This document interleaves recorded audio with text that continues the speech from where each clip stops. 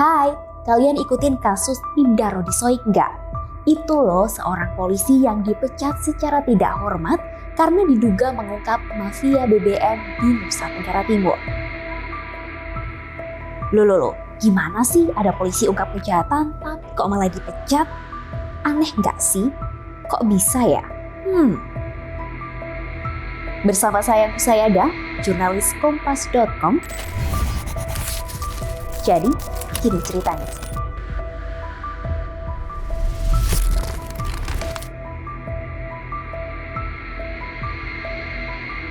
Bentar-bentar netizen yang budiman, sebelum masuk ke cerita kronologi kasusnya, kita perkenalan dulu sama Ibda Rodisoik. Rodisoik bukan nama asing bagi warga NTT. Pada tahun 2014 saat masih berpangkat brigadir polisi, ia sempat viral karena melaporkan atasannya sendiri, Direktur Krimsus NTT Kombes Muhammad Slamet ke Komnas HAM. Atasannya itu diduga terlibat dalam kasus human trafficking atau perdagangan manusia di Provinsi NTT. Kasus itu sempat menuai kontroversi panjang. Dukungan deras mengalir dari sejumlah tokoh tanah air. Tapi nih, Rudi malah dilaporin ke polisi karena disebut menganiaya Ismail Papisanga, warga Adonara Kabupaten Flores NTT pada 29 Oktober 2014. Rudi pun merasa terjadi penyelewengan kekuasaan terhadap dirinya. Ia pun kala itu bertekad akan mengungkap proses hukum yang tidak sesuai fakta itu. Lupa ya? Oke nih, aku kasih cuplikannya ya. 4. Menetapkan terdakwa tetap ditahan. 5. Membebankan terdakwa untuk bayar biaya perkara sebesar Rp2.000.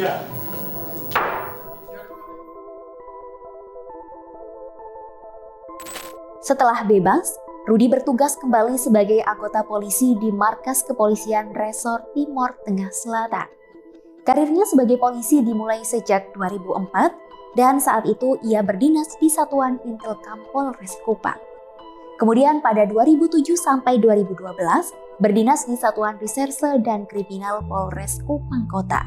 Pada 2012 sampai 2015 ia ditugaskan di Direktorat Reskrim Sus Polda NTT, sementara tahun 2014 ia berdinas pada Satgas Trafficking. Lanjut pada 2016 sampai 2019, Rudi bertugas di Satreskrim Polres Timor Tengah Selatan. 2019 ia pun dimutasi ke Direktorat Reskrimum pada Subdit Tindak Pidana Perdagangan Orang. Lalu pada 2020 sampai 2022, Rudi berdinas di Direktorat Reskrim Sus Polda NTT. Kemudian pada 2021, ia menjalani pendidikan Perwira Setupa Polri SIP 50 tahun 2021 di Bogor Megamendung. Selanjutnya pada 2022, ia menjabat sebagai Kapolsek di Boki Utara. Bulan Maret 2022, ia dimutasi menjadi Kepala Unit Tipikor Polres Kupang Kota. Lalu pada Juni 2023, Rudi menjabat sebagai Kanit Reskrim Polsek Kota Raja Polres Kupang Kota. Pada 2023 sampai 2024 menjabat KBO Reskrim Polres Kupang Kota hingga Juli 2024. Karena ingin mengungkap kasus BBM, ia pun dimutasi ke Yanma Polda NTT. Rudi akhirnya dipecat pada 11 Oktober 2024 karena disebut melanggar kode etik dan pelanggaran lainnya. Oke, sekarang kita masuk ke kronologi kasus pengungkapan mafia BBM di Kota Kupang. Rudi menceritakan pada 15 Juni 2024, ia bersama tim melakukan operasi penertiban terkait penyalahgunaan BBM bersubsidi di wilayah Kota Kupang. Dalam operasi tersebut, Rudi dan tim menemukan seseorang bernama Ahmad yang sedang melakukan pembelian minyak solar subsidi menggunakan barcode nelayan yang tidak sah atas nama Lau Akuan. Nah, saat akan ditangkap, Ahmad berusaha menyuap petugas dengan uang sebesar 4 juta rupiah, tetapi upaya itu gagal. Minyak yang dibeli Ahmad kemudian ditampung di rumahnya. Setelah pengecekan, polisi mendapati minyak solar yang ditimbun sudah tidak ada lagi di lokasi. Rudi bilang hasil investigasi juga menunjukkan kalau Ahmad gak terdaftar di Dinas Perikanan sebagai penerima rekomendasi barcode nelayan. Selama interogasi, Ahmad mengaku sudah mengirimkan minyak tersebut kepada Al-Ghazali. Berdasarkan pengakuan ini, polisi melanjutkan penyelidikan ke tempat penimbunan milik Al-Ghazali. Di lokasi itu, Al-Ghazali mengklaim telah menyetorkan uang sebesar 15 juta rupiah kepada Kanit Tipidder dan mengaku bekerja sama dengan Krimsus Polda NTT. Tapi nih, minyak yang dicari juga nggak ditemukan di tempat Al-Ghazali. Lalu pada 28 Juni 2024, penyelidikan dilanjutkan untuk mencari tahu kemana minyak yang ditimbun oleh Ahmad dan Al-Ghazali dijual. Diketahui, Ahmad adalah residivis dengan modus yang sama, yakni menjual minyak ke perbatasan Timor Leste. Rudi bilang kalau Ahmad menggunakan mobil tangki industri untuk mengangkut minyak tersebut ke wilayah perbatasan. Ia juga menjelaskan semua kegiatan penyelidikan dilakukan atas perintah Kepala Kepolisian Resor Kupang Kota dan Kasat Reskrim.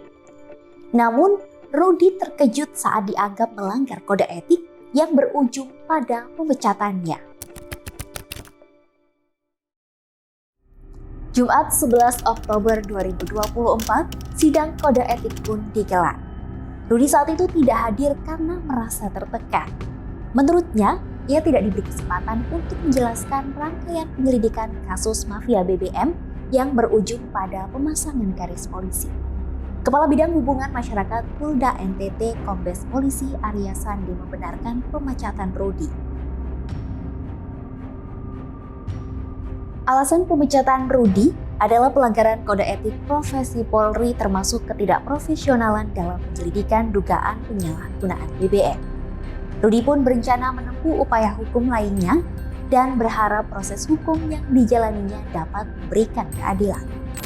Sebelumnya, Senin 21 Oktober 2024 petang, sejumlah anggota polisi mendatangi rumah Rudi Soy. Kedatangan personil Propam Polda NTT itu berencana menangkap Rudi. Sejumlah keluarga Rudi menolak dan mengusir personil Propam agar tidak mendatangi rumahnya.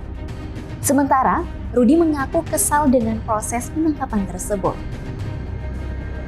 Menurutnya, baru pertama kali Polda NTT melakukan penggeledahan. Keluarga besar yang berada di rumah Rudi pun trauma dengan aksi anggota Korps berbaju coklat itu. Kakak kandung Rudi, Feni, bilang kalau kejadian tersebut membuat sejumlah saudari Rudi bersama anak-anaknya mengalami trauma. Melihat keadaan kami pakai drone, keliling sepertinya kami seperti teroris, Pak. Kenapa? Ada apa seperti ini? Polda NTT seperti ini terhadap kami keluarga Pak Rudi Soy. Kesian, Pak. Tolong lihatlah kami, Pak. Keadilan seperti apa? Kami sampai detik ini mental kami masih terganggu dengan keadaan ini, Pak. Di sisi lain, mertua Rudi Soy, Febrin Ida Pelo, menganggap perlakuan Polda NTT terhadap Rudi seperti pelaku kejahatan dan penuh arogansi. Halo, apa kabar nih? Jangan di-skip iklannya, ini cuma bentar, beneran deh. Kamu udah jadi subscribe kompas.com belum? Hah? Belum? Loh, udah sejauh ini masa iya belum? Ayo di-subscribe. Terus jangan lupa dipencet lonceng notifikasinya biar kamu nggak ketinggalan berita dan cerita-cerita menarik lainnya. Oh iya, pilih juga dong. Kalau yang udah, makasih ya. Oh iya, kalian mau aku cerita apa lagi kira-kira? Komen ya. Ya udah gitu aja. Oke, lanjut.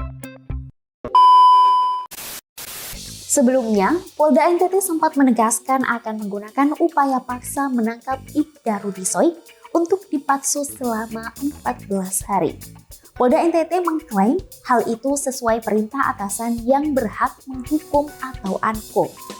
Namun, kuasa hukum Rudi Soy, Ferdi Maktai, menyebut anggota Provos Polda NTT yang menjemput paksa kliennya tak dibekali surat perintah. Hal itu dinilai sebagai tindakan yang tidak manusiawi.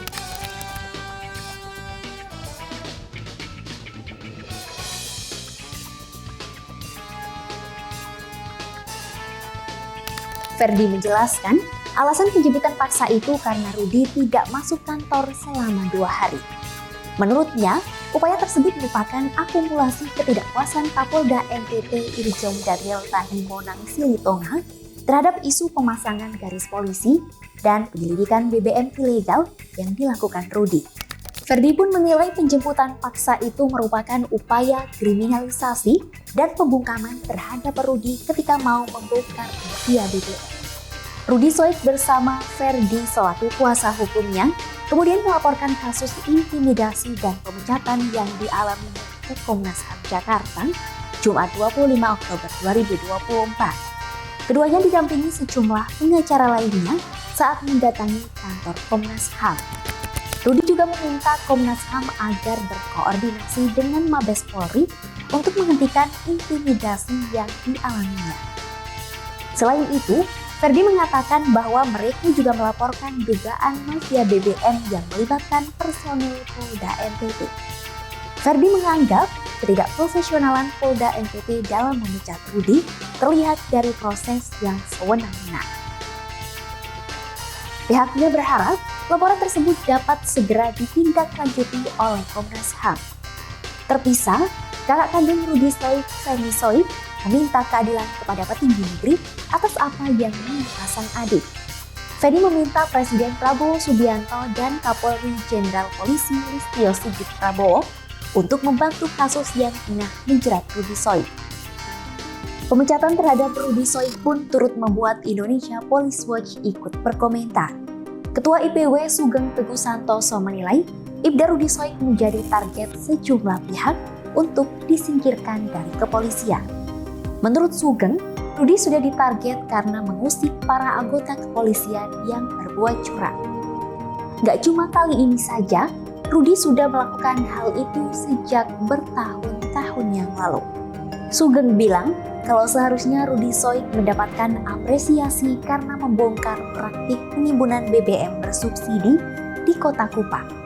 Tapi nyatanya menurut Sugeng ada oknum polisi yang melindungi kejahatan. Ia pun berpandangan bahwa keputusan Komisi Kode Etik Polri memecat Rudi Soik karena dianggap melakukan pelanggaran prosedur dalam pengusutan kasus itu tidak tepat. Kasus yang tengah dihadapi Ibda Rudi Soik bahkan sampai menjadi perhatian Komisi 3 DPR RI.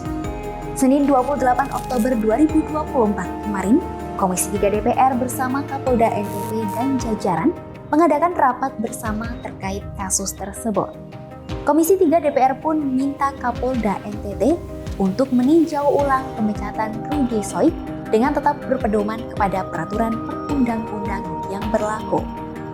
Kapolda NTT juga diminta fokus melakukan proses penegakan hukum terhadap kasus BBM ilegal tanpa pandang bulu. Kira-kira bagaimana ya kelanjutan kasus pemecatan Rudi Soik ini? Pantengin kompas.com terus ya biar kamu nggak ketinggalan update-nya. Ya udah, sekian cerita hari ini. Saya Musa pamit. Sampai jumpa. Bye.